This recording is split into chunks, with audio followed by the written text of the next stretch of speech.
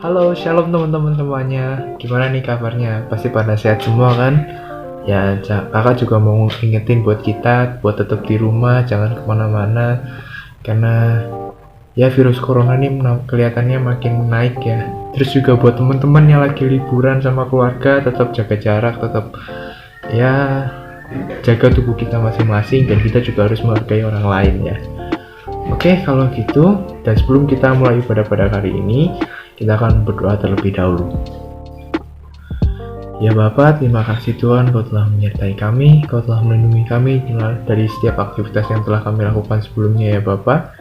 Dan saat ini kami akan mulai ibadah kami pada hari ini. Kiranya Tuhan yang menyertai, Tuhan yang membimbing kami, sehingga apa yang telah tersampaikan dapat kami terima dan tertanam dalam kehidupan kami ya Bapa. Terima kasih ya Tuhan, terpujilah nama-Mu, dan kiranya semuanya ini hanya terjadi atas kehendak-Mu saja ya Tuhan. Terima kasih ya Bapa, hanya di dalam nama Tuhan Yesus kami bisa berdoa dan mengucap syukur. Haleluya, amin.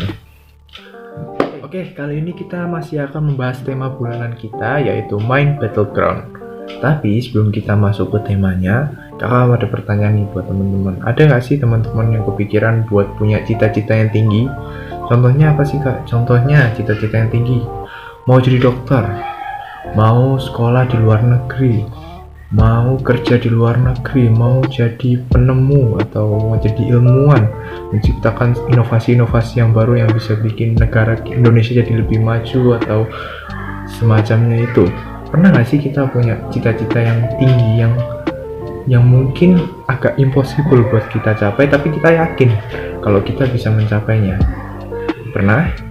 Nah, kali ini kakak mau bahas tentang itu, dan kakak mau sharing salah satu cara yang kakak dapat dari belajar dengan orang-orang yang sudah sukses. Contohnya kayak kakak pernah belajar dari Jack Ma, dari salah satu bukunya yang kakak baca, dan di bukunya itu kakak bisa menyimpulkan kalau salah satu kunci dari kesuksesan orang-orang yang sekarang sudah sukses, contohnya Jack Ma, adalah dengan mindsetnya, dengan pola pikirnya. Dan contoh pola pikir atau mindset yang benar itu gimana sih? Pola pikir yang benar itu adalah pola pikir yang contohnya stay positif, seperti di tema bulan kemarin, never give up, thinking out of the box, atau selalu punya inovasi baru. Nah, itu merupakan salah satu kunci kenapa orang-orang itu bisa sukses, karena mereka punya mindset yang terbentuk sejak mereka kecil, dan itu yang membuat mereka menjadi orang yang sukses sampai sekarang. Mereka nggak pernah nyerah, mereka selalu thinking positif, punya inovasi, selalu kreatif, dan itulah mindset mereka. Dan kali ini kakak akan membahas tentang satu mindset yang dikehendaki oleh Tuhan, yang diinginkan oleh Tuhan. Itu gimana sih mindset yang Tuhan beri, apa yang Tuhan inginkan buat kita lakukan itu gimana sih? Salah satunya ya, salah satu mindset yang diinginkan dari Tuhan adalah kita bisa buka bareng-bareng di Mazmur 1 ayat 1-3, kakak bacain ya. Berbahagialah orang yang kesukaannya ialah Taurat Tuhan, dan yang merenungkan Taurat itu siang dan malam. Ia seperti pohon yang ditanam di tepi aliran air, yang menghasilkan buahnya pada musimnya, dan yang tidak layu daunnya. Artinya apa saja yang diperbuatnya pasti berhasil. Nah, maksudnya gimana sih kak mindsetnya? Mindset yang dikehendaki Tuhan adalah mindset yang berhubungan dengan hukum Taurat atau firman Tuhan. Yang berhubungan, hukum Taurat ini apa sih? Hukum Taurat itu adalah aturan-aturan Tuhan pada saat perjanjian lama. Tetapi sekarang yang Tuhan inginkan adalah kita punya mindset yang sesuai dengan apa yang Tuhan firmankan di Alkitab. Contohnya, kita buka di Lukas 6 ayat 27-28. Ini salah satu firman Tuhan ya, yang Tuhan inginkan dalam kehidupan kita. Kepada kamu yang mendengarkan aku berkata, kasihilah musuhmu, berbuatlah baik kepada orang yang membenci kamu, mintalah berkat bagi orang yang mengutuk kamu, berdoalah bagi orang yang mencari kamu. Yang pertama. Terus yang kedua, di Yakobus 4 ayat 7-8, tunduklah kepada Allah dan lawanlah iblis, maka ia akan lari daripadamu. Mendekatlah kepada Allah dan ia akan mendekat kepadamu. Terus ada lagi di Yohanes 8 ayat 12, Yesus berkata pula kepada orang banyak, Katanya, "Akulah terang dunia. Barang siapa mengikut aku, ia tidak akan berjalan dalam kegelapan, melainkan ia mempunyai terang yang hidup." Nah, dari semua ayat-ayat itu, itulah yang Tuhan kehendaki dalam kehidupan kita. Mindset atau pola pikir gimana yang Tuhan mau, yaitu yang ada di Alkitab, yang sudah Tuhan firmankan. Ya contohnya yang tadi itu, dan sebenarnya masih banyak lagi yang bisa kita ambil, yang bisa kita gali. Dan itulah kunci supaya kita bisa, salah satu kunci ya, supaya kita bisa menggapai cita-cita kita yang tinggi tadi. Dan ya itu yang Tuhan kehendaki dalam kehidupan kita juga. Selain upaya kita dalam menggapai mimpi-mimpi kita atau cita-cita kita, Tuhan juga pengen, kalau contohnya di Yohanes 8 ayat 12 tadi, Tuhan pengen kalau kita mendekat kepada Tuhan. Kenapa? Karena Tuhanlah terang dunia. Barang siapa yang mengikut Tuhan, ia tidak akan berjalan dalam kegelapan, melainkan akan hidup dalam terangnya. Nah, mindset seperti itulah yang dikehendaki oleh Tuhan. Mungkin di antara teman-teman masih banyak ya yang bingung, kenapa sih Kak kita harus mentingin mindset? Kenapa kita harus punya pola pikir yang benar? Kakak bilang, kenapa kita harus punya mindset yang benar untuk mencapai cita-cita kita, punya pola pikir yang benar? Karena secara nggak sadar, kalau kita membaca firman Tuhan, terus kita melakukan, itu akan memperbagus mindset kita pertama. Yang kedua, secara nggak langsung Tuhan memberikan berkat kepada kita berupa hikmat. Kalian tahu Raja Salomo, ia pernah diberikan Tuhan kesempatan untuk make a wish istilahnya. Nah, apa yang diminta Salomo gak seperti orang lain yang biasanya aku pengen mobil, aku pengen kekayaan, aku pengen punya istri yang banyak, enggak.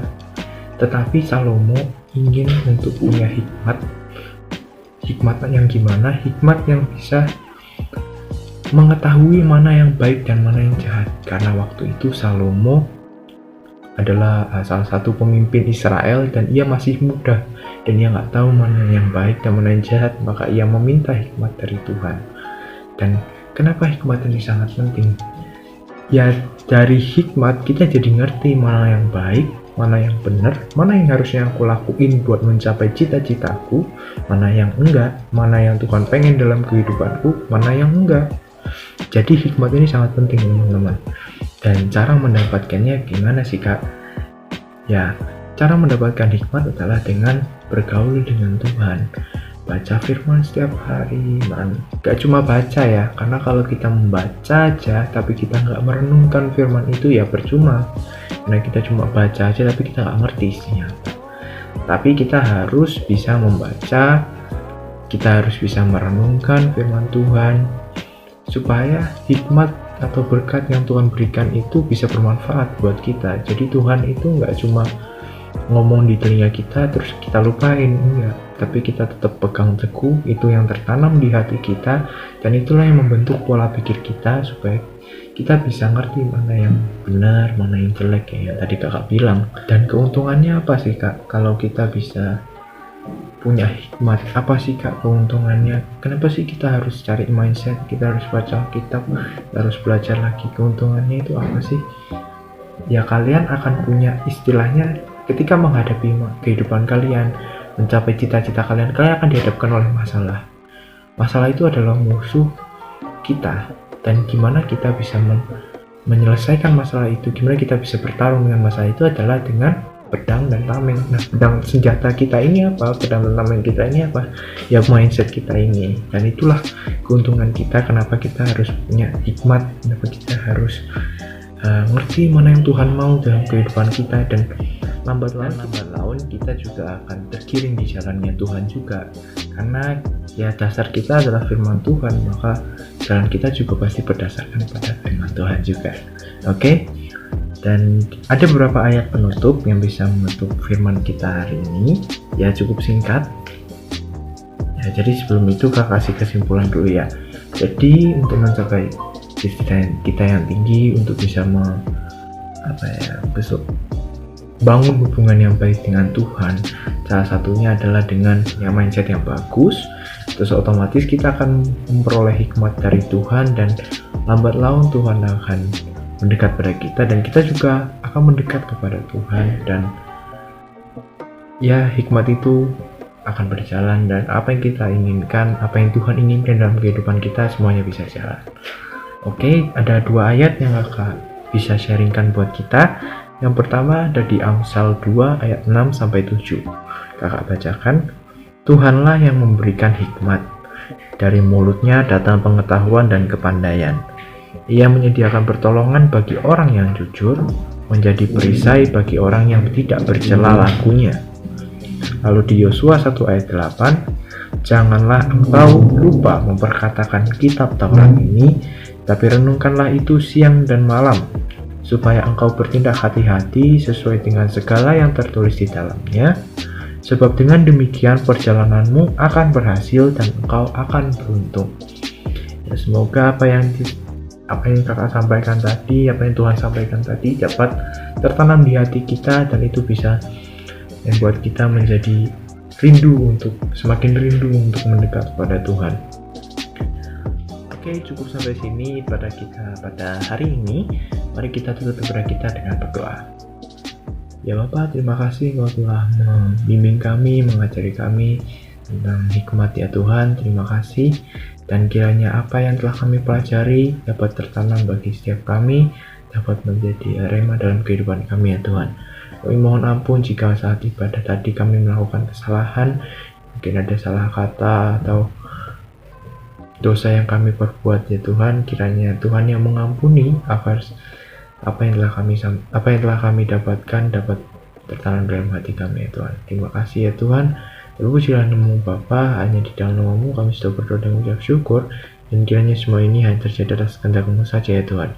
Terima kasih ya Bapa, di dalam nama Tuhan Yesus. Haleluya. Amin. Happy Sunday.